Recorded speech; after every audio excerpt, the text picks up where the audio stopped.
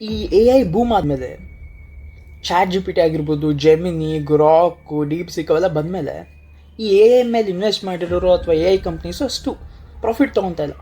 But real ಆಗಿದ್ದು profit ತೊಗೊತಿರೋರು ಯಾರು ಗೊತ್ತಾ? Energy companies, electricity manufacturing companies.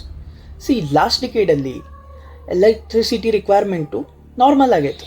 But after AI ಬಂದಮೇಲೆ ಎಲೆಕ್ಟ್ರಿಸಿಟಿ ರಿಕ್ವೈರ್ಮೆಂಟು ಆಲ್ಮೋಸ್ಟ್ ಡಬಲ್ ಆಗಿದೆ. ನಾವು ಈಗೇನು ಯೂಸ್ ಮಾಡ್ತೀವಲ್ಲ ಎಲೆಕ್ಟ್ರಿಸಿಟಿನ, 2030 ಅಷ್ಟರಲ್ಲಿ ಇದಕ್ಕಿಂತ ಡಬಲ್ ಎಲೆಕ್ಟ್ರಿಸಿಟಿ ರಿಕ್ವೈರ್ಮೆಂಟ್ ಬೇಕಾಗಿದೆ. ಮೇಲೊಂದು ಗ್ರಾಫ್ ನೋಡ್ತಿದ್ದೀರಲ್ಲ, ಗ್ಲೋಬಲಲ್ಲಿ ಎಲೆಕ್ಟ್ರಿಸಿಟಿ ಕನ್ಸಂಪ್ಷನ್ನು ಎಷ್ಟು ರೈಸ್ ಆಗಿದೆ ಅಂತ ತೋರಿಸುತ್ತೆ. ಯಾಕೆ ಓವರ್ ಡಿಕೇಡ್ ಎನರ್ಜಿ ಕನ್ಸಂಪ್ಷನ್ನು ಅಥವಾ ಎಲೆಕ್ಟ್ರಿಸಿಟಿ ಕನ್ಸಂಪ್ಷನ್ನು ಇಷ್ಟು ಜಾಸ್ತಿ ಆಗಿದೆ ಅಂದರೆ all thanks to AI and data centres. AI ಬಂದಾದಮೇಲೆ ಡೇಟಾ ಸೆಂಟರ್ಸ್ನ ಮೇಂಟೈನ್ ಮಾಡೋದಕ್ಕೆ, ಡೇಟಾ ಸೆಂಟರ್ಸ್ ಎಷ್ಟು ಡೇಟಾನ ಮ್ಯಾನೇಜ್ ಮಾಡೋದಕ್ಕೆ ತುಂಬ ಎಲೆಕ್ಟ್ರಿಸಿಟಿಯ ರಿಕ್ವೈರ್ಮೆಂಟ್ ಇದೆ.